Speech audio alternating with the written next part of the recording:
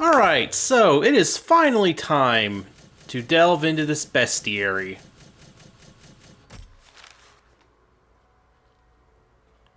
And yeah, I'm gonna let the game read all of them off.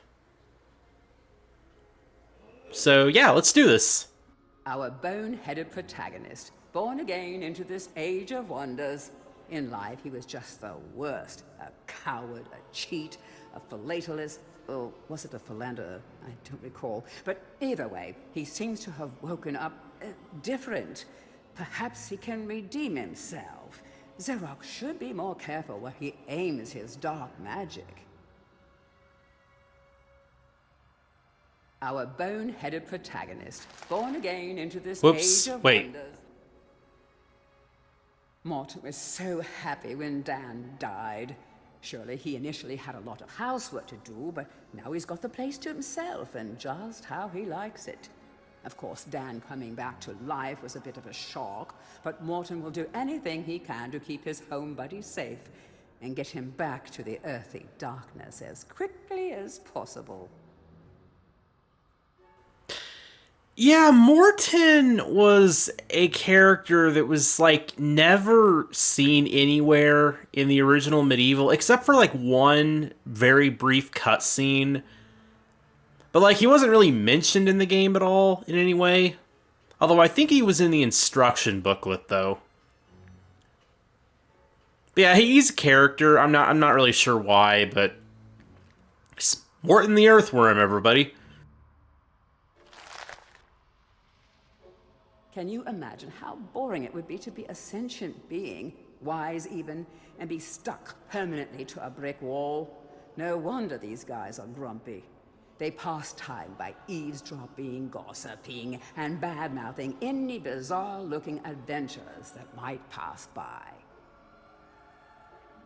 It would suck being stuck to a wall. The mightiest heroes of Gallowmere are awarded a place in the Hall of Heroes. It's an exclusive club with access paid for by only the greatest of deeds. Who runs the place? We don't know. How do the heroes pass the time for all eternity? We don't know. But trust me, these heroes are the best of the best, and they deserve every moment of whatever it is they do up there. And now we've joined them. Even in medieval times, there were vending machines designed to part a foolish hero from his gold. Clever customers may qualify for a discount. Just don't ask the merchant how he acquires his wares. The imps of the Hilltop Mausoleum grew tired of the Phantom's incessant practice sessions and hid his sheet music away. Like most impish plans, this one backfired. The Phantom continues to bang the keys, but sorely lacks improvisational skills.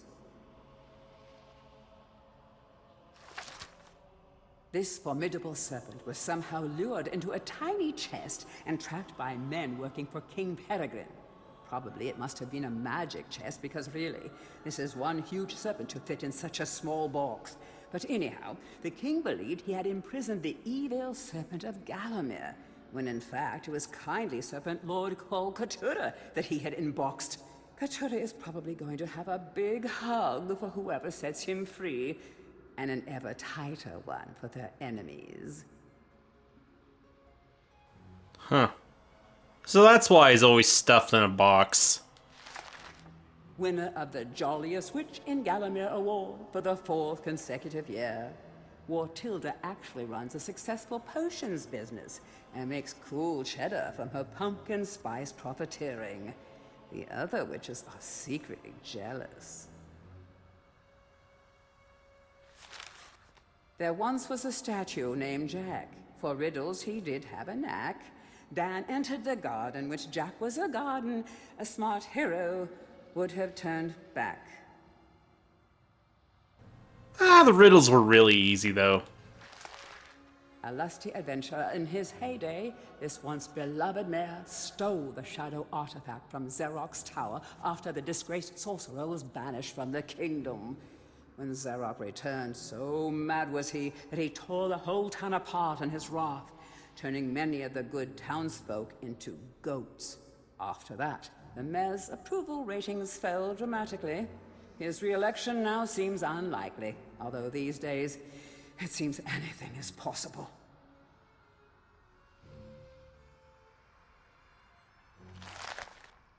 Once part of the infamous cemetery Hill Coven, Imelda was ostracized by her sisters when she refused to stop using the communal cauldron to prepare her notoriously pungent lunchtime brews. She now resides in the enchanted earth where no one complains. Or at least if they do, she just turns them into a toad, and seriously, do not lick those toads. I wouldn't want to lick toads anyway. A proud and fair race, the fairies were rulers of the underground world, until that fateful day when the Ant Queen invaded their turf. Honestly, we don't know why the ants have them imprisoned, but for some reason, fairy magic doesn't seem to work against ants. Seems odd to me, but hey, I don't make the rules. Ant scam! Hey, elephant dragons actually are a thing in here. Subaquaticus pachydermis draconis, truly one of nature's marvels and found nowhere on Earth other than the lakes of Gallowmere. These peaceful creatures are the product of a chance encounter between an elephant and a dragon. Truly, love knows no bounds. Huh, so Gallowmere is on Earth, apparently. This feather-brained flock isn't good for much, not even shadow demon food. Farmers are far more filling. You may find yourself relying on their dim wit, but cross that drawbridge when you come to it. Literally. Are these good men? Their farmyard toil puts food on the plates of the nation, but at what price? Could mutant pumpkins be the result of forcing innocent pumpkins to consume their fleshy brethren?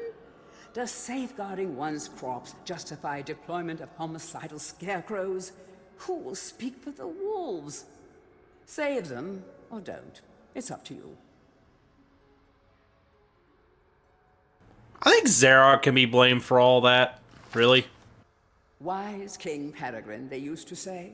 But seriously, this guy sent his entire army to battle the undead led by you.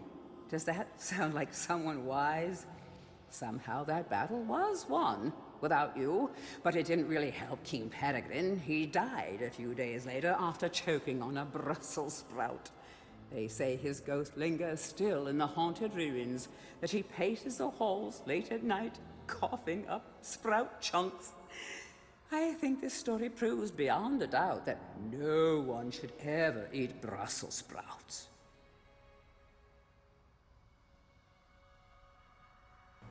And here I thought he died in the battle with Xerox. There's a lot of hidden information in this thing. Birds only like one person in their life. For some reason, this one likes Dan. This scavenger saw a corpse meal and instead found a friend. What a lovely way to meet.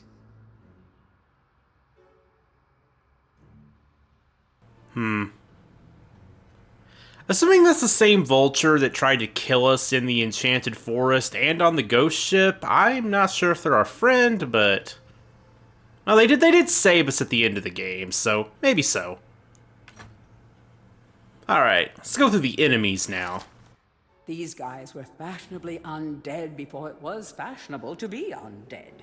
Your brain may have long since rotted, but that won't stop them from eating it. Just a few chops should do them in. Be careful not to miss. Oh, that would be embarrassing. Dan's #1 fans. They can't afford to lend a hand, but they'll follow you to the ends of the earth, or at least to the end of the graveyard.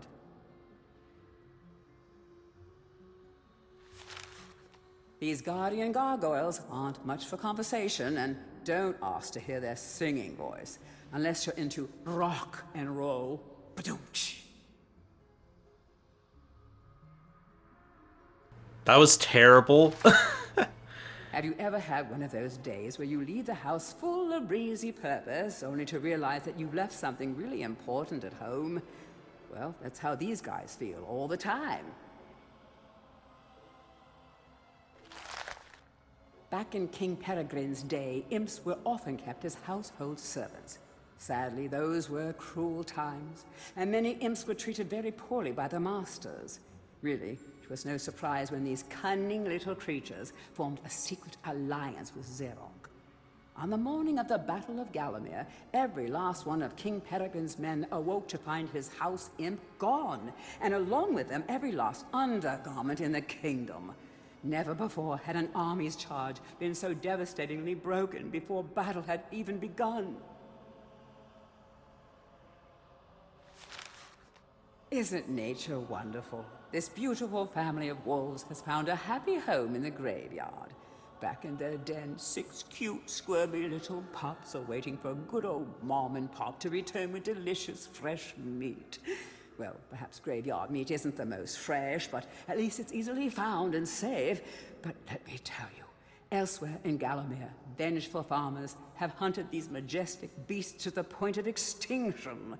Oh, thank goodness this last happy little family is here, amid the peace and tranquility of the graveyard, where absolutely no harm can befall them.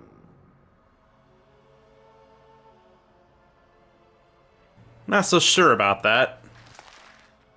These straw men spin to win. They have teamed up with the crows to protect their cornfield home from strangers, whom they greet with sharp, spinning affection. Nothing comes easy for these poor farmers. As Gallomere's population declines, so does the demand for their crops. It's no wonder they hide in haystacks. Show them some sympathy and let them stab you a couple of times, eh? Nah. Industrious thieving imps built these powerful machines to steal crops from the farmers. Personally, I think they do better mass-producing these things and selling them to the farmers, but hey, thieves gotta thieve. Yep. These dreaded cornstalkers are utterly silent, totally invisible, and 100% deadly. They're also just about the cheapest solution a time-strapped video game developer could ever conceive to stop the player going where they're not wanted. Rejoice. So that's what those things look like. It's really hard to get a good look at them in the game. Pretty creepy. They're vampire bats. Actually, they're just bats, but they bite. That's sort of vampire-y. These once good-natured pumpkins fell victim to the Pumpkin King's toxic influence. They're still tasty, if you can convince them not to murder you. But perhaps you should think about things from their perspective. Well, how would you feel if someone wanted to scoop out your brains and carve a big, goofy smile across your face?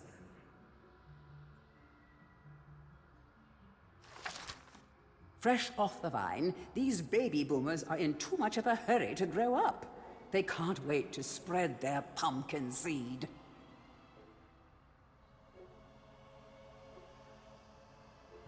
I'm not even going to comment on that one. These rats seem harmless, but they have tiny fingers, and they're probably plotting something terrible. Each rat you squish is an act of treason against the mighty Rat King, Derek. Oh yes, the hardest boss in the game. Hypnotized citizens of a once thriving town.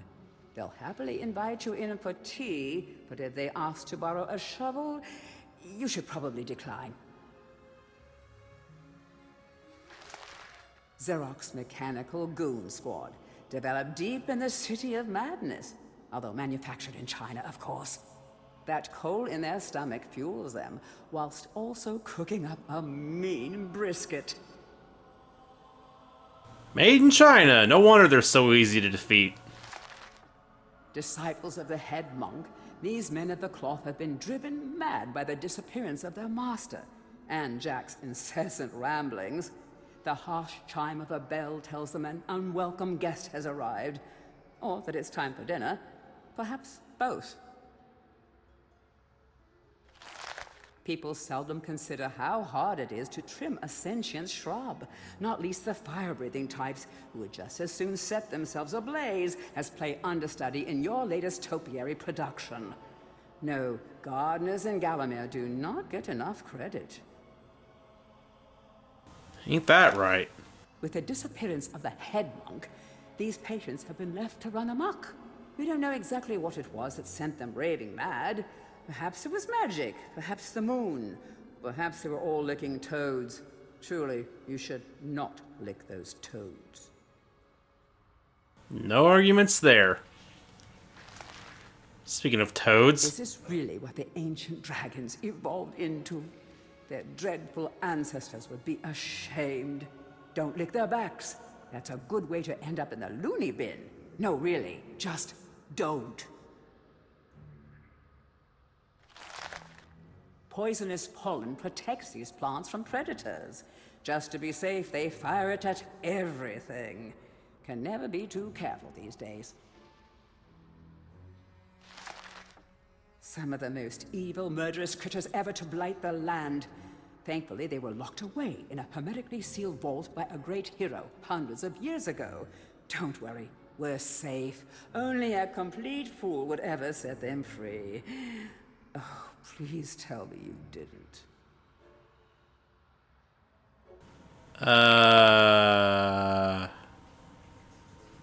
Maybe? Fascinating creatures, ants. Did you know they're as old as the dinosaurs? That they talk using chemicals? Or that they share a hive mind? And contrary to popular belief, they actually have no interest whatsoever in your pants. Well, at least there's that. The heaviest of infantry and most ill-suited for the Battle of Gallowmere. Many of them fell victim to the deep mud rather than swords or spears. These undead knights are most effective when rolled down hills or launched from catapults. Well, that's a pretty amusing mental image. Touchy-feelers of the Swamp Guardian, said to live deep below the water's surface. Though too timid to show his many faces, he still likes to stay in touch. Sometimes he stays in touch too hard. I do wonder what the full body of those things looks like. The soil of the ancient battlegrounds, made fertile by the blood of centuries, splits forth the husks of these sorry souls. Their battle should have long since ended, and yet they still march in proud defiance of the living. These crestfallen cravens once fled the battlefield and are now bound to it, doomed to forever relive their greatest moment of shame. And forever is a long time. Tough break. I guess being dead isn't all fun and games. Ah, yes, these weird things. These floundering fiends lure naive fishermen near the water before dragging them screaming into the watery depths. There's no such thing as an easy meal in Gallowmere. Not for humans, at least. It's called fish monsters. Hired muscle. The Guardians of Gallowmere should really shell out more clams for their services. Nevertheless, these barnacles still stick around. The puns. These aquatic abnormalities found a home in the sunken town of Mellowmead. Here they spend their days performing ritualistic sacrifices to malevolent elder deity. Perhaps best not to get involved, I'd say. Gee, I wonder who that could be. An ill-fated mining expedition by citizens of Mellowmead caused a tragic and brutal retaliation by the Rhinotors. They have since gone into hibernation. Nothing irks them more than being woken up early, and to them, anything before 2 p.m. is early. Have no pity for these fools. They were once Gallowmere's most heinous criminals, as fearsome in life as they are now in death. What a world we live in, where the guilty execute the innocent. These slow-moving busybodies are, like, so wrapped up in themselves. Once Galamir's elite, they now walk alongside the common corpses. Death brings everyone together. This mean-spirited snake was always viewed as the lesser serpent's sibling. It was always Kolkatura this and Kolkatura that. Well, if no one wants to worship him, let there be no worshippers at all. These brain-dead bodyguards still defend King Peregrine. Don't tell them of his passing. They would be devastated. Trained in small arms, these knights must throw their weapons due to their small arms. Stone golems were once the hottest ticket in castle security, and King Peregrine was one of the first to purchase a pair for his personal protection. Of course, they say you should always skip the first generation of new tech. And when golems started to stomp all and sundry, the manufacturers were forced to issue a full product recall. Sadly, King Peregrine missed the recall note on account of being dead, and his golems are still guarding, still stomping.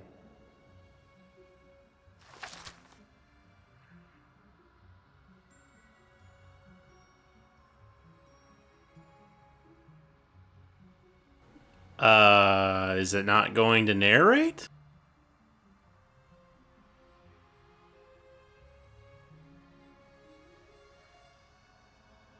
Huh, maybe it's delayed for some reason.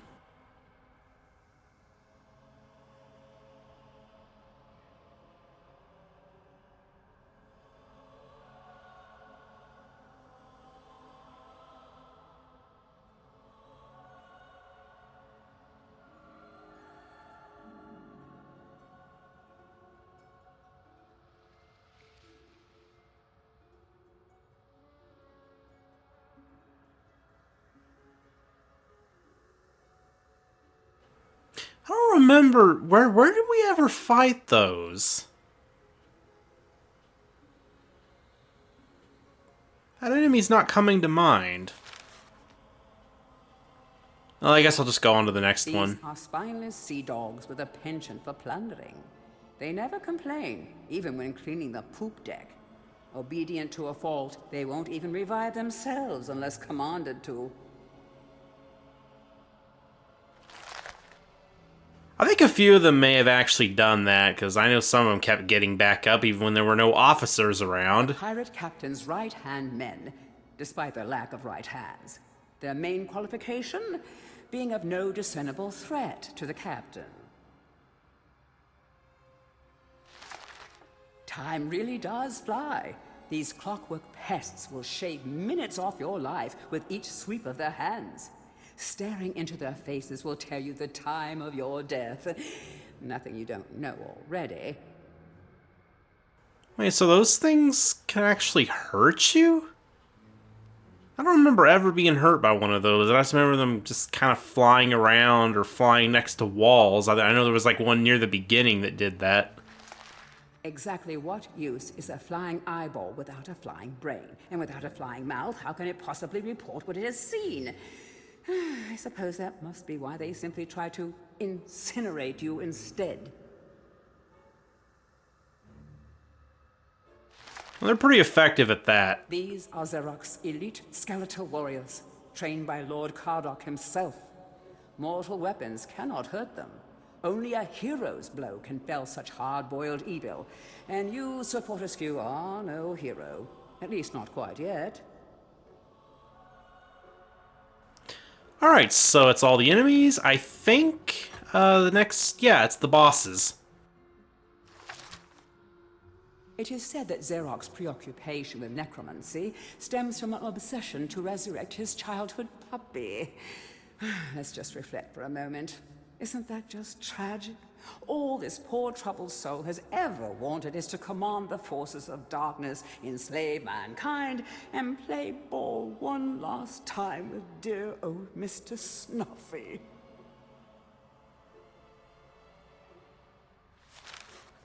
I always thought it was a bad idea when they put a demon on their stained glass window. Isn't that a little odd for a holy place? I said. What if a passing sorcerer brings it to life using arcane magic, I said. But did they listen? Yes, he might have a glass jaw, but if you think shattering his dark heart is going to be easy, oh, you'd better think again. Well, he is easy, though. He's just the first boss. Humanity's last line of defense against the restless undead. They prevent bony beings from escaping to the land of the living. Man's best friend, but not Dan's best friend.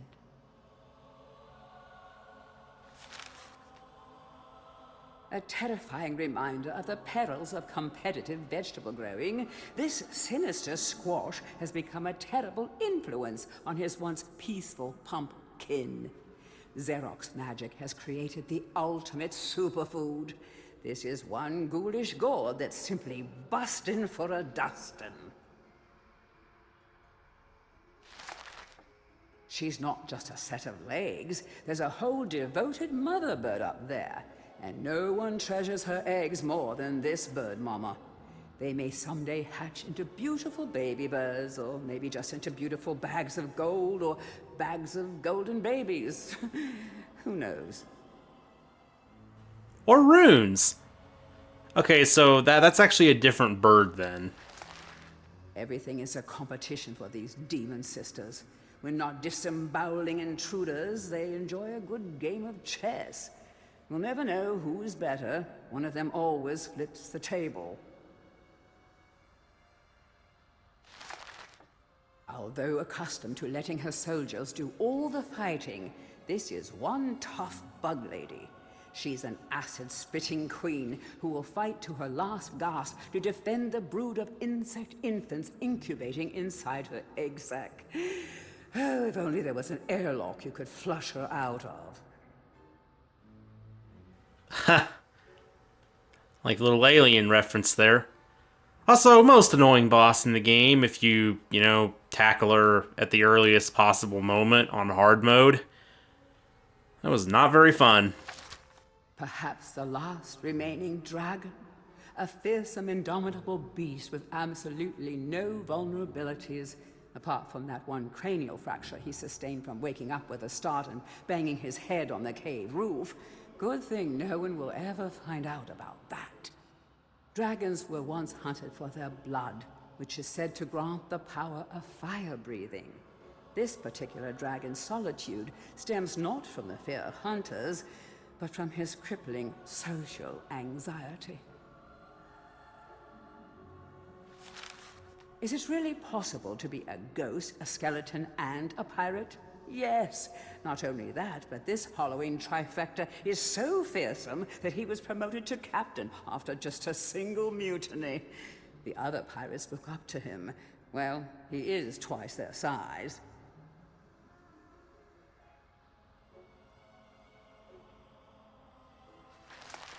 Xerox Champion has charged into countless battles, equipped with nothing more than a 3-string bow, a modest flail, and a legion of undead soldiers. He's one angry guy, and frankly, it all seems to stem from that time his parents forbid him from going to clogging lessons with his sister. This is what happens, see? If he'd only been able to channel that aggression into folk dance, we'd all be safer. That guy really got a massive upgrade in this game. Karduk was a complete joke in the original. Psychologists all agree that the final desperate form adopted by an on-the-ropes evil sorcerer, once his minions have all failed, tells us a great deal about his particular psychosis. What does this form tell us about Xerox? Well, I'm no psychologist, but if ever there was a clearer case of narcissistic, agora-paranoid, kleptomaniacal dysmorphism, then, well, my name's not Geraldine.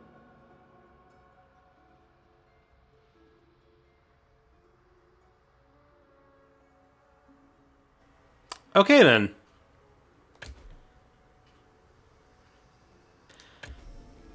Well, that is the entire Bestiary showed off then.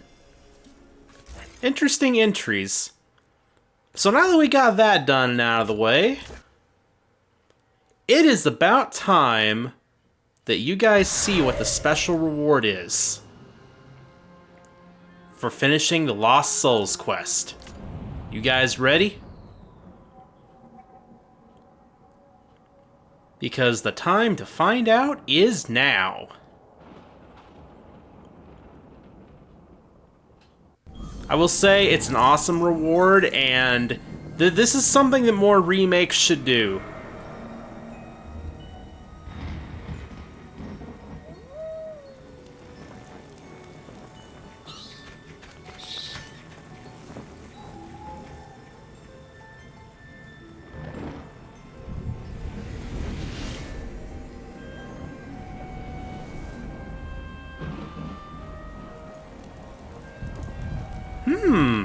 What's that I see?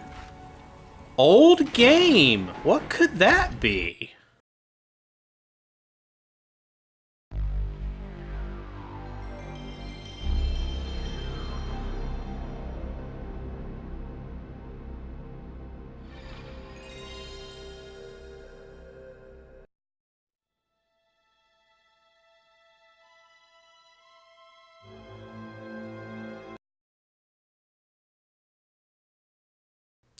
Yes, that's right. The reward is the original MediEvil. The original classic version from the PS1.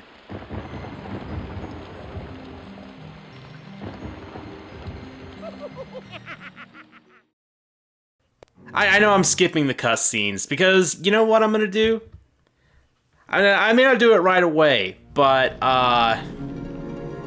yeah, I'm gonna be doing an LP of this too. It has risen again. Sir Daniel Fortescue. See?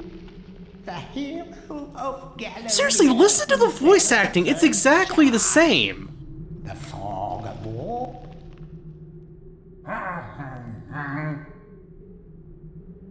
Like, I'm sure they took the voices from the original.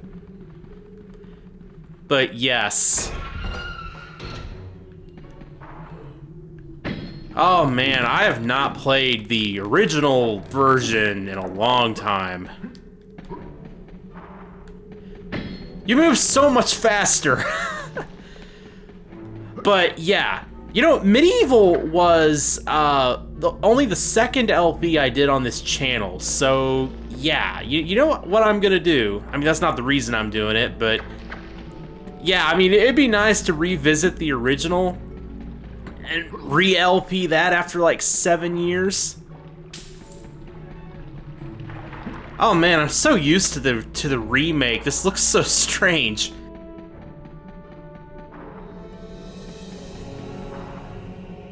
But yeah.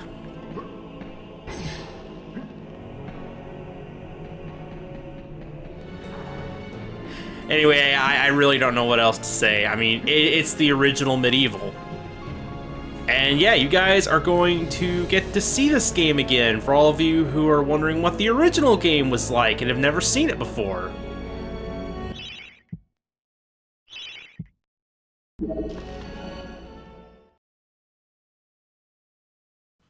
Seriously though, more, you know, remakes should do that. Include the original game as an unlockable bonus. Because, I mean, there's many people who are going to play a remake without playing the... I was wondering what happened. I didn't do anything, and it went to the little cutscene here, but... Yeah, there's many people who will buy a remake and play a remake without playing the original, so, you know, it'd be really cool as an extra feature for all of those who wondered what the original game may have been like. You know, they can play through it. In a time long ago, There's only like two games I can think of that do that. One of them is this, and the other is Metroid Zero Mission, because that actually unlocks the original Metroid when you finish it. So he raised an army of... Anyway, yep, that is it for Let's Play MediEvil Remake. So yeah, I hope you all enjoyed, and I will see you next time.